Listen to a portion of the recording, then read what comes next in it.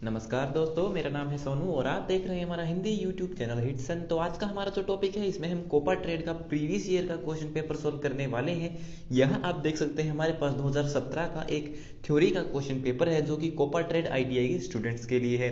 इस वीडियो में हम इस क्वेश्चन पेपर को सोल्व करेंगे। उससे पहले मैं आपको बता देता हूँ कि ये जो हमारा वीडियो है, ये कोपा प्रीवियस ईयर के क्वेश्चन पेपर की जो सीरीज है हमारी, उसका अब तक का चौथा वीडियो है। इससे पहले हम प्रीवियस ईयर के 3 क्वेश्चन पेपर को सोल्व कर चुके हैं। अगर आपने उन्हें नहीं देखा है तो कोपा आईटीआई की जो प्लेलिस्ट है हमारे यूट्यूब चैनल पर, वहां पर जाकर के आप उन सभी क्वेश्चन पेपर को देख सकते हैं। तो चलिए शुरू करते हैं इस वीडियो को बिना ज्यादा समय लिए। सबसे पहला प्रश्न है, which one of the oldest calculated device, तो इनमें से कौन सा सबसे पुराना एक कैलकुलेटर है। तो इसका सही उत्तर है ऑप्शन बी, जो अबेकस है वो दुनिया का सबसे पुराना कैलकुलेटर माना जाता है, जिसको बनाया था चीन के लोगों ने। इसके बाद जो है अबेकस को जो अपग्रेड किया था जापानियों ने, और अबेकस का जो अपग्रेड करने के बाद जो दूसरा कैलकुलेटर बनाया था जापान के लोगों ने, उसे हम सोरोबैन कहते हैं। दूसरा प्रश्न है, 1 नैनो सेकंड बराबर होता है कितने सेकंड के। तो 1 नैनो सेकंड में कितने सेकंड होते हैं दिए गए ऑप्शन में से, यानी कि 1 नैनो सेकंड को हम जो है किस तरह से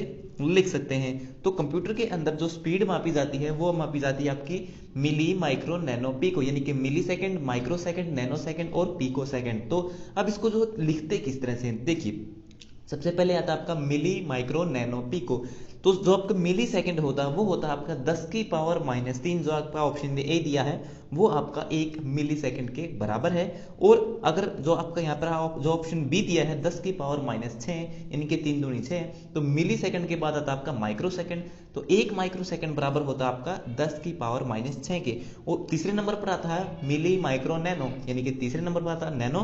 तो नैनो आएगा आपका 3 दूनी 6, 3 तिया 9, यानी कि 10 की पावर माइनस 9 जो नंबर है वो आपका नैनो सेकंड के बराबर होगा। तो दूसरे प्रश्न का ऑप्शन सी यहाँ पर आपका सही है।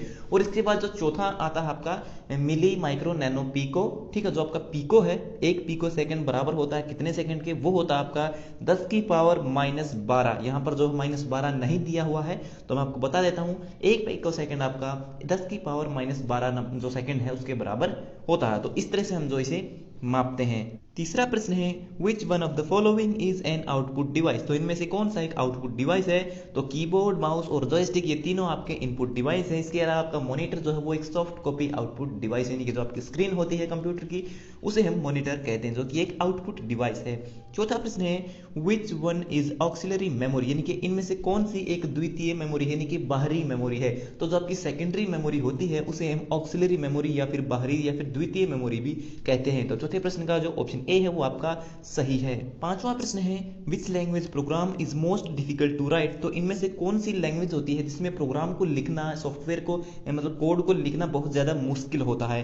तो जो आपकी मशीन लैंग्वेज होती है उसके अंदर किसी भी प्रोग्राम को लिखना सबसे ज्यादा मुश्किल होता है, क्योंकि मशीन लैंग्वेज कौन सी होती है, जो आपकी बाइनरी नंबर लैंग्वेज होती है, बाइनरी नंबर होते हैं जो आपकी 0101, तो वो आपकी मशीन लैंग्वेज होती है। और सब जो आपके कंप्यूटर की जो जनरेशन है उनमें सबसे प्रथम पीढ़ी के जो कंप्यूटर थे उनमें मशीन लैंग्वेज का इस्तेमाल किया गया था प्रोग्रामिंग के तौर पर। तो मशीन लैंग्वेज यानी कि जो भी आप कोड लिखेंगे, अब तो आप क्या करते हैं जावास्क्रिप्ट के अंदर जो आप कोड लिखते हैं, तो कोड लिखने जो आसान होते हैं क्योंकि हाई लेवल की लैंग्वेज है। लेकिन जो मशीन लैंग्वेज होती है उसमें जो कोड लिखते समय 0101 सिर्फ इन 2 नंबर का ही इस्तेमाल किया जाता है, इसलिए मशीन लैंग्वेज जो होती है वो सबसे ज्यादा मुश्किल होती है प्रोग्राम लिखने के लिए। छठा प्रश्न है, सी लैंग्वेज इज ए डैश। तो सी लैंग्वेज क्या है। सी लैंग्वेज जो है एक हाई लेवल लैंग्वेज है जिसका इस्तेमाल तीसरी पीढ़ी के कंप्यूटर्स में किया गया था। और जो आपकी असेंबली लैंग्वेज है, जो कि ऑप्शन ए दिया गया है, उसका इस्तेमाल दूसरी पीढ़ी के कंप्यूटर्स में किया गया था। और मशीन लैंग्वेज आप जानते हैं कि पहली पीढ़ी के कंप्यूटर में जो है इसका इस्तेमाल किया गया था।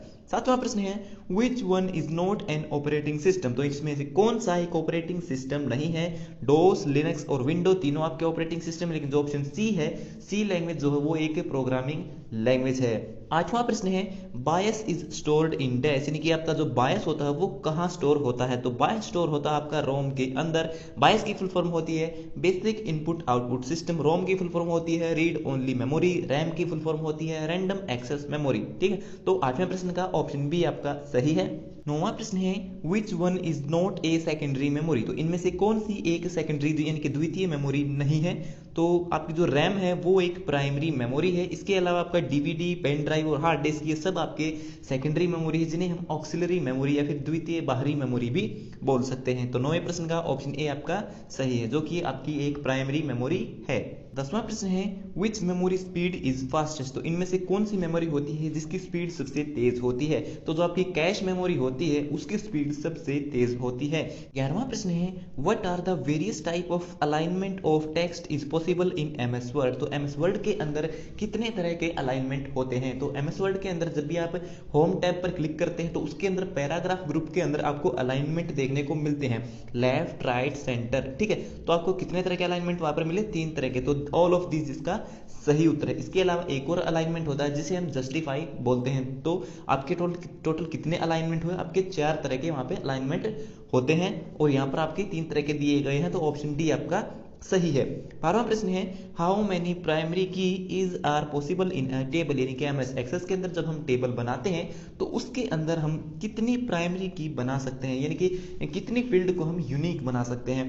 तो एनी नंबर इसका सही उत्तर है ऑप्शन डी, क्योंकि हम जितने चाहे उतने प्राइमरी मतलब फील्ड्स को जो है प्राइमरी की बना सकते हैं, उसकी कोई लिमिट नहीं है।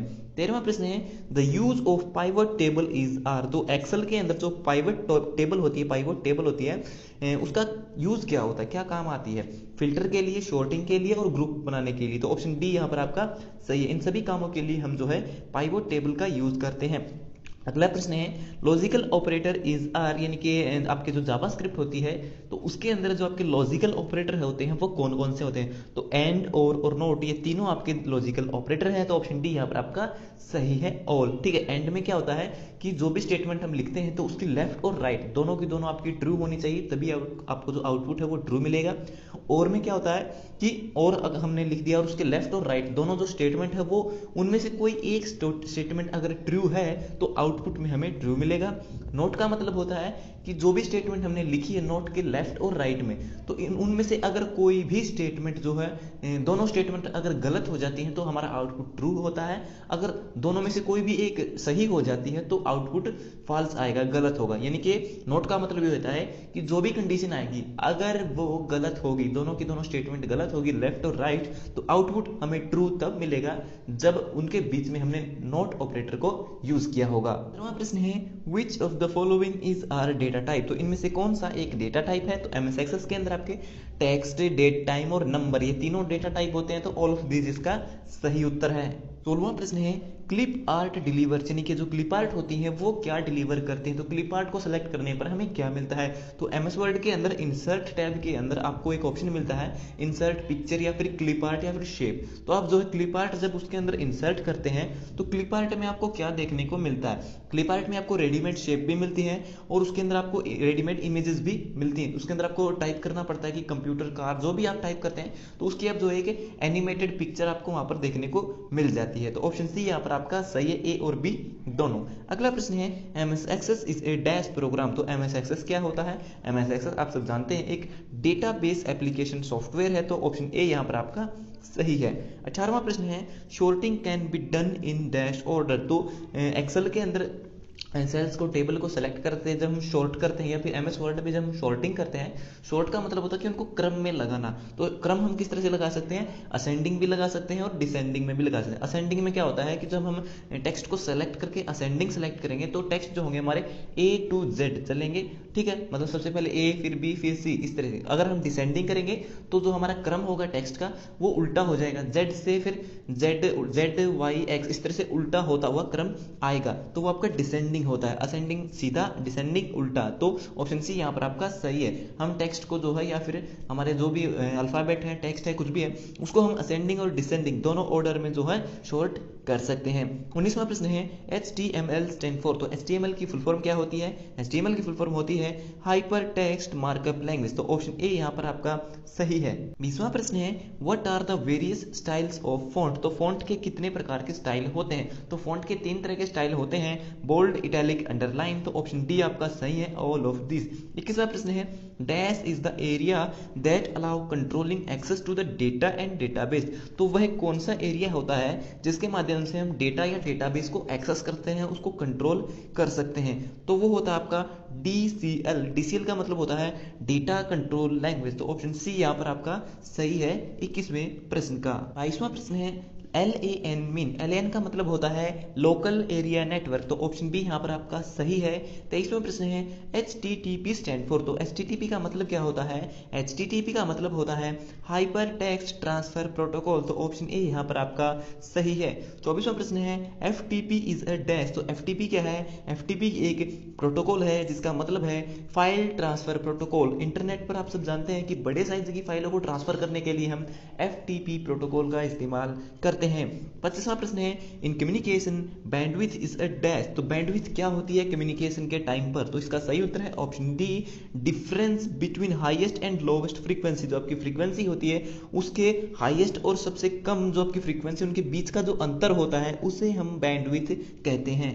26वां प्रश्न है guided medium for data transfer is dash. तो डेटा ट्रांसफर के लिए जो गाइडेड मीडिया होता है उसे हम क्या कहते हैं? तो जो आपके गाइडेड मीडिया होते हैं उनमें हम जो है केबल्स का इस्तेमाल करते हैं, और जो आपके अनगाइडेड मीडिया होते हैं यानी कि अनगाइडेड, गाइडेड के आगे अगर मैं UN लगा देता हूँ ये बन जाता है आपका अनगाइडेड मीडियम। तो अनगाइडेड मीडियम वो होते हैं जिसमें हम जो डेटा ट्रांसफर के लिए जो है वायरलेस सिग्नल्स का इस्तेमाल करते हैं। तो यहाँ पे गाइडेड मीडिया पूछा गया है, तो गाइडेड मीडिया में आपके केबल आएंगे।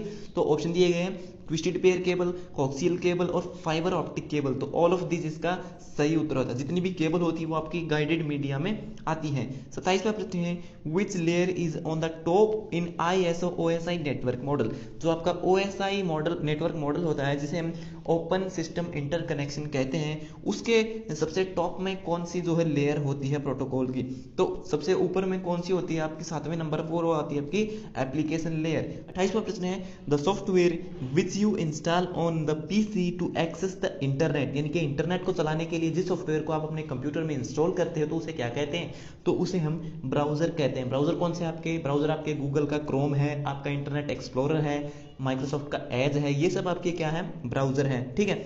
29वां प्रश्न है फायरवॉल इज अ डैश। तो फायरवॉल क्या होती है? तो फायरवॉल जो है हमारे कंप्यूटर को, हमारे सिस्टम की या फिर सर्वर पर हमारा जो डेटा स्टोर होता है उसको अनवांटेड एक्टिविटी, वायरस या फिर किसी भी प्रकार के खतरे से बचाने का काम करता है, और वो काम करता है हमारा एंटीवायरस। तो फायरवॉल क्या है? एक तरह का एंटीवायरस की तरह काम करता है। तो ऑप्शन जो डी है यहाँ पर आपका सही है। 30वां प्रश्न है which is a programming language. तो इनमें से कौन सी एक प्रोग्रामिंग लैंग्वेज है? तो HTTP आपका प्रोटोकॉल है, TCP भी आपका एक प्रोटोकॉल है। TCP का मतलब है ट्रांसमिशन कंट्रोल प्रोटोकॉल। ठीक है। और जो आपका HTML है वो एक प्रोग्रामिंग लैंग्वेज है जिसके माध्यम से हम वेब पेज यानी कि वेबसाइट बनाते हैं। तो HTML की फुल फॉर्म आप सब जानते हैं हाइपर टेक्स्ट मार्कअप लैंग्वेज। तो ऑप्शन जो आपका सी है यहाँ पर आपका सही है। तो ये हो गए हमारे आज के सभी प्रश्न कंप्लीट। सो वीडियो देखने के लिए धन्यवाद। अगर आपका कोई सवाल है तो आप कमेंट बॉक्स में लिख करके पूछ सकते हो। तो मिलते हैं हमारी अगली वीडियो में, तब तक के लिए नमस्कार।